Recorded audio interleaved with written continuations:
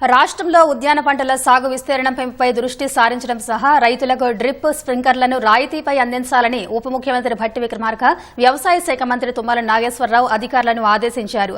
వ్యవసాయ, చేనేత, హస్తకళల శాఖలకు సంబంధించి సచివాలయంలో జరిగిన బడ్జెట్ సన్నాహక సమావేశంలో ఆయా శాఖల అధికారులతో డిప్యూటీ సీఎం భట్టి, మంత్రి తుమ్మల బడ్జెట్ ప్రతిపాదనలపై సమీక్షించారు.